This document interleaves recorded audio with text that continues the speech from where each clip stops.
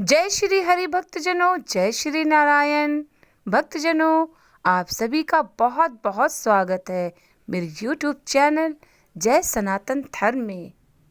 भक्तजनों, सनातन धर्म में एकादशी का विशेष स्थान है जो प्रत्येक माह में 2 बार आती है। एकादशी में भगवान विष्णु की पूजा तथा आराधना की जाती है, जिनमें से प्रत्येक एकादशी का अलग अलग महत्व, व्रत विधान तथा फल होता है। भक्तजनों, मार्गशीर्ष माह की शुक्ल पक्ष में पड़ने वाली एकादशी को मोक्षदा एकादशी कहा जाता है। इस एकादशी के नाम से ही इसके महत्व का पता चलता है। मोक्षदा एकादशी मतलब मोक्ष प्रदान करने वाली एकादशी। भक्तजनों, मोक्षदा एकादशी कोई धार्मिक परंपरा ही नहीं बल्कि एक आध्यात्मिक साधना भी है जो मानव को शुद्ध करती है और आत्मा को उन्नति के मार्ग पर अग्रसर करती है। इसी एकादशी वाले दिन भगवान श्री कृष्ण ने अर्जुन को गीता का उपदेश दिया था, इसलिए इस दिन को गीता जयंती के रूप में भी मनाया जाता है। इस पावन अवसर पर व्यक्ति पूजा, उपवास तथा दान से मोक्ष को प्राप्त कर सकता है। इस दिन किया गया दान कई गुना फल देता है। भक्तजनों, इस दिन नियम पूर्वक उपवास, दान तथा पूजा करने से साधक को पापों से मुक्ति तथा पितरों को मोक्ष की प्राप्ति तथा व्यक्ति को आध्यात्मिक बल मिलता है। इसी कारण मोक्षदा एकादशी को वर्ष के सर्वाधिक पुण्यदायी एकादशियों में से एक माना जाता है। भक्तजनों, एकादशी व्रत करने के कुछ नियम होते हैं जो हमें पूरे करने होते हैं, तभी यह व्रत सफल माना जाता है। जो भक्तजन एकादशी का व्रत रखते हैं वह एक दिन पहले यानी 10वीं तिथि को एक समय सात्विक भोजन करें। भक्तजनों, यह व्रत पितरों की मोक्ष की प्राप्ति के लिए किया जाता है, इसलिए इस व्रत का नियम पालन अत्यधिक भक्ति से करना चाहिए। इस दिन तुलसी मंजरी एवं धूप आदि से भगवान दामोदर जी की पूजा की जाती है तथा एकादशी वाले दिन ब्रह्म मुहूर्त में उठकर स्नान करके पीले वस्त्र को धारण करें और व्रत का संकल्प करें। इस पूरे दिन भक्तजनों को ओम नमो भगवते वासुदेवाय मंत्र का जाप करना चाहिए तथा किसी की बुराई करने से बचे और किसी को अपशब्द बिल्कुल भी ना बोलें। स्वयं को भी तुलसी पत्र के चूर्ण का कपड़ कर उसका उपटन करके बाद में स्नान करना चाहिए। इस दिन बिल पत्रों का साकार लेना चाहिए। याद रखें भक्तजनों, एकादशी के व्रत में नमक का सेवन पूर्णतया वर्जित होता है। इस व्रत को आप 3 प्रकार से भी रख सकते हैं। पहला निर्जला व्रत, दूसरा केवल जल का सेवन करके और तीसरा इस व्रत में आप फल का भी सेवन कर सकते हैं। व्रत रखने वाले साधक को दिन में नहीं सोना चाहिए तथा रात्रि में भगवान का भजन कीर्तन करके श्री विष्णु जी का ध्यान करें। कहा जाता है एकादशी वाले दिन भगवान का रात्रि जागरण करने से व्रत का कई गुना फल बढ़ जाता है। भक्तजनों, एकादशी वाले दिन तुलसी में जल न चढ़ावें, क्योंकि इस दिन माता तुलसी स्वयं भगवान विष्णु जी के लिए निर्जला व्रत रखती हैं। भक्तजनों, बिना तुलसी की मंजरी के भगवान विष्णु को लगाया गया भोग स्वीकार नहीं होता है, इसलिए एक दिन पूर्व आप तुलसी मंजरी तोड़कर रख लेवें। यदि आप एक दिन पूर्व तुलसी मंजरी तोड़ना भूल गए हैं तो आप एकादशी वाले दिन जमीन पर गिरी हुए तुलसी मंजरी को उठाकर भगवान को भोग में अर्पित करें। एकादशी वाले दिन चावल का सेवन नहीं करना चाहिए और न परिवार में भी किसी को करना चाहिए। तो भक्तजनों, एकादशी वाले दिन श्री हरि की पंचामृत, फल फूल, तुलसी तथा धूप आदि से पूजन करने के बाद मोक्षदा एकादशी व्रत की कथा जरूर पढ़ें। तो आइए भक्तजनों, प्रारंभ करते हैं मोक्षदा एकादशी व्रत की पौराणिक कथा। तो भक्तजनों, एक बार धर्मराज युधिष्ठिर ने भगवान श्री कृष्ण से कहा कि भगवान, मैंने आपसे मार्गशीर्ष माह की कृष्ण पक्ष की एकादशी यानी उत्पन्ना एकादशी का सविस्तार वर्णन सुना।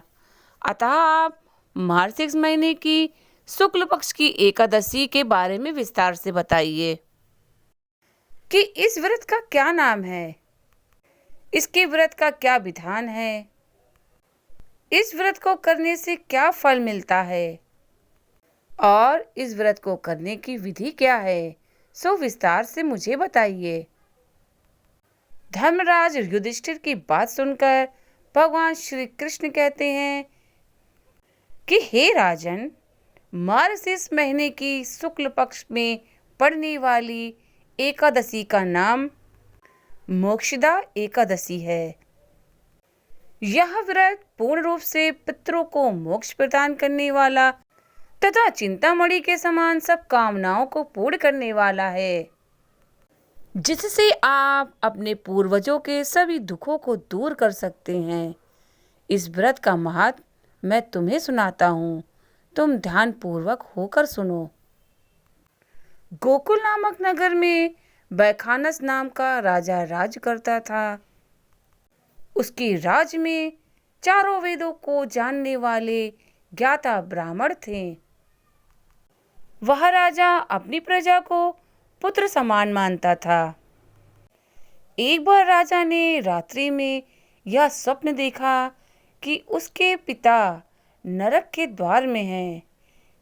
इससे राजा को बड़ा आश्चर्य और दुख हुआ। प्रातः होते ही उसने अपने स्वप्न के बारे में अपने विद्वान ब्राह्मणों से कहा। राजा बोला, हे ब्राह्मण, मैंने स्वप्न में अपने पिता को नरक में खड़े देखा है। वह मुझसे कह रहे हैं कि हे पुत्र, मैं नरक में पड़ा हूँ, मुझे यहाँ से मुक्त कराओ।